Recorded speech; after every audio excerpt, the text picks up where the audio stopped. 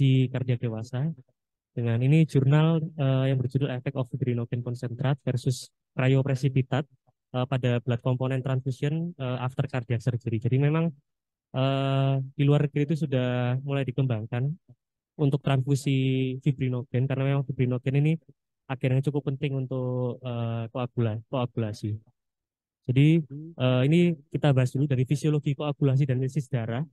Jadi awalnya dari primary hemostasis itu saat terjadi perdarahan maka akan terjadi agregasi trombosit yang dimana ini nanti akan bergabung dengan faktor von Willebrand dan dimana di samping itu akan terjadi thrombin generation oleh karena tisu factor yang akan mengaktifasi faktor 7A secara ekstrinsik dan kemudian nantinya juga akan mengaktifasi dari faktor 5A, 8A, 9A, dan 11A secara intrinsik di hepar dan nantinya akan menghasilkan protrombin dan juga trombin. Nah, protrombin sendiri ini cukup sering kita gunakan, salah satu nama dagangnya Octaplex.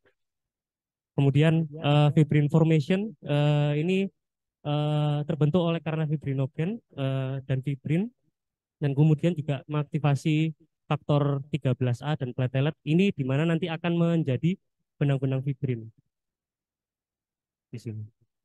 Kemudian yang terakhir terjadi lisis oleh karena plasminogen dan juga plasmin yang di mana terjadi fibrin degeneration product. Ya, fibrinogen sendiri ini cukup berperan penting pada fisiologi koagulasi dan di mana dari penelitian ini kita membandingkan eh, dari agen fibrinogen murni dibandingkan dengan kriopresipitat. Nanti yang akan dibahas di belakang. Kemudian penyebab penurunan plasma fibrinogen pada operasi jantung sendiri ini dikarenakan oleh karena operasi jantung menggunakan CPB terjadi hemodulusi dan juga kehilangan darah atau blood loss yang dimana karena trauma pembedahan juga dan juga kontak darah dengan permukaan selang CPP ini tadi akan mengaktifasi sistem koagulasi, trombosit dan sistem inflamasi. Yang dimana akan terjadi penurunan respon inflamasi penggunaan steroid yang dapat mengurangi pembentukan trombin juga dan mengaruhi fibrinolisis. Nah, ini dari jurnalnya efek fibrinogen konsentrat versus cryoprecipitate ini dari American Medical Association pada tahun 2019. Ya, jurnal ini sendiri dari pendahuluannya perdarahan pasca pembedahan jantung ini meningkatkan resiko morbiditas dan juga mortalitas serta biaya perawatan yang lebih besar nantinya. Dan juga patofisiologi dari apa namanya kekurangan fibrinogen ini multifaktorial, termasuk acquired hipofibrinogenemia ini kurang dari 1,5 sampai 2, normalnya 4 gram per liter, yang berhubungan dengan masif bleeding pada kasus operasi jantung maupun pediatrik ataupun dewasa. Pada kasus ini, pada guideline pada jurnal ini menyarankan untuk pemberian kriopresipitat atau fibrinogen konsentrat yang akan dibahas nantinya, yang akan di-compare. Masing-masing negara memiliki regimen of choice sendiri. Pada Amerika Utara lebih condong ke kriopresipitat, sementara pada Eropa lebih condong ke fibrinogen konsentrat. Dan pada membandingkan produk ini, dua produk ini masih cukup jarang penelitiannya. Ya, ini dari kriopresipitat dan juga fibrinogen sendiri. Kriopresipitat ini dia tidak murni kandungannya dari fibrinogen. Dia kandungannya fibrinogen sendiri juga digabungkan dengan fibroektin dan juga platelet. Dan juga ada faktor 8, 13 dan von Willebrand factor. Nah, kalau fibrinogen konsentrat ini dia sendiri murni faktor 1, faktor fibrinogen. Dan kemudian kandungannya bervariasi pada kriopresipitat, namun pada fibrinogen ini kandungannya sudah standar 20 gram per liter. Yang dimana kriopresipitat ini dia lebih kompleks untuk penyajiannya karena harus dalam keadaan beku dan kemudian dicairkan terlebih dahulu. Yang dimana nantinya karena ini juga hanya bertahan 4 sampai 6 jam setelah dicairkan, maka banyak yang terbuang nantinya apabila tidak terpakai karena terlalu kecil masa ini ya, masa tunggu pakainya. Kemudian pada fibrinogen konsentrat ini dia berbentuk liofilisasi yang memungkinkan penyimpanannya ini lebih lama dan lebih mudah. Tidak perlu dibekukan terlebih dahulu. Dan juga bertahannya lebih lama, lebih dari 24 jam dan mengurangi resiko pembuangan. Metode pada penelitian ini prospektif dan juga pada penelitian ini random clinical trial. Ini multicenter 12 center di Kanada dengan kriteria inklusinya atau populasinya ini pada pasien dewasa pos operasi jantung terbuka yang memakai mesin jantung paru yang dimana ini didapatkan kadar plasma fibrinogennya kurang dari 2 gram per liter.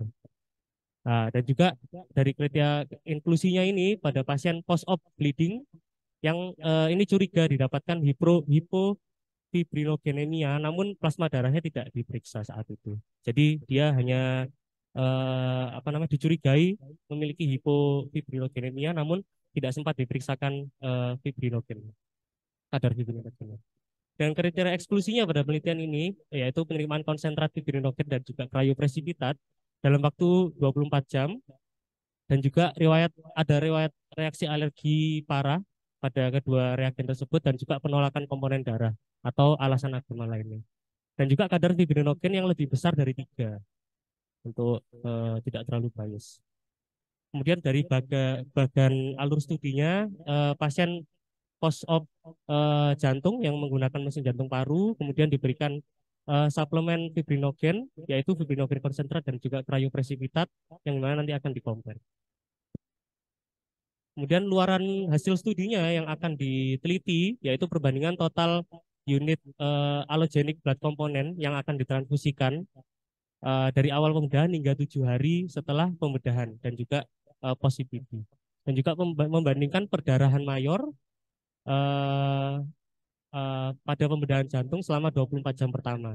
Dan juga perbandingan efek pada kadar fibrinogennya setelah dilakukan transfusi fibrinogen plasma tadi, kriopresipitat dan juga fibrinogen konsentrat.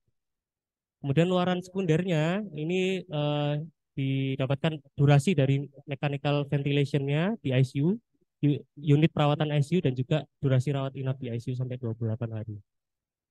Nah, ini alur dari subjek penelitiannya dikumpulkan dari RCT, ini total didapatkan 890 sampel, yang dimana yang masuk kriteria inklusinya ini dari yang diberikan fibrinogen konsentrat sebanyak 372, kemudian yang diberikan kriopresipitat yaitu 363. Dari resultnya, di sini dari karakteristik basal dari subjeknya tidak didapatkan perbedaan yang signifikan dari keduanya. Hasilnya tidak terlalu jauh, namun di sini didapatkan dari critical state before surgery-nya ini memang lebih banyak yang diberikan fibrinogen konsentrat.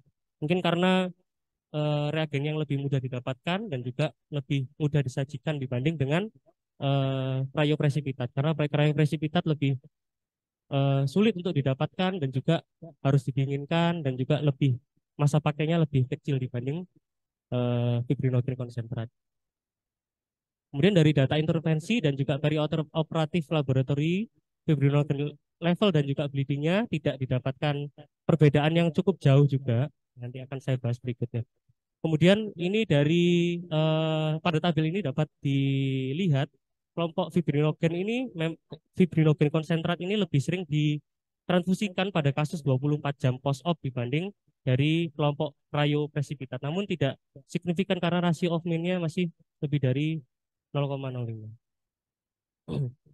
Nah, kemudian dari fibrinogen level memang didapatkan eh, respon fibrinogen sedikit lebih besar pada kelompok yang dilakukan transfusi fibrinogen konsentrat, yaitu 0,9 dibanding pada kriopresipitat 0,7.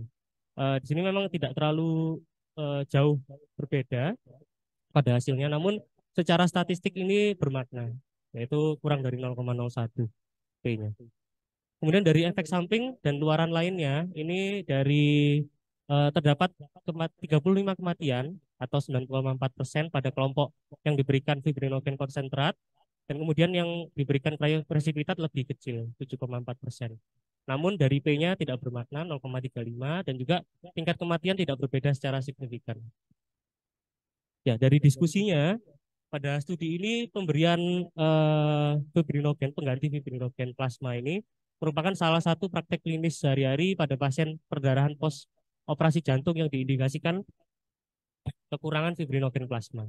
Dan juga pengganti fibrin berupa fibrinogen konsentrat ini tidak berbeda inferior dibanding kriopresipitat. Studi protokol ini berhasil melakukan randomisasi proporsi kecil pada pasien dengan perdarahan yang dilakukan pemesanan atau penggantian kadar fibrinogen. Terdapat proporsi yang seimbang pada kedua variabel dan juga efek sampingnya sebanding. Dari tadi efek samping kematiannya tadi tidak jauh berbeda dan juga tidak berbeda secara statistik. Kemudian memang ada studi sebelumnya pada tahun 2019 berupa systematic review ini menyimpulkan memang terdapat kekurangan data untuk direkomendasikan pada kedua produk ini. Ini juga sama pada bidang trauma, kandungan, dan juga perdarahan saluran cerna. Kemudian pada beberapa pertimbangan dari jurnal ini mengenai penggunaan dan konsentrat fibrinogen dan juga cryoprecipitat ini hasilnya non inferiority. Jadi kedua eh, kedua kandungan fibrinogen ini yaitu cryoprecipitat dan juga konsentrat fibrinogen ini tidak jauh berbeda hasilnya. Kemudian ini oleh yaitu karena transmisi patogen terkait produk darah di mana konsentrat fibrinogen ini lebih rendah dibanding cryoprecipitat. Dan juga konsentrat fibrinogen secara logistik lebih mudah diberikan secara bedside kepada pasien perdarahan. Maka ini tadi didapatkan hasil yang dimana critical state itu lebih banyak diberikan konsentrat fibrinogen karena konsentrat fibrinogen memang lebih mudah didapat dan juga dapat diberikan secara bedside. Terkait biaya dari masing-masing regimen ini bervariasi. Ini saya ambil dari guideline The Role of Fibrinogen and Fibrinogen Concentrate in Cardiac Surgery.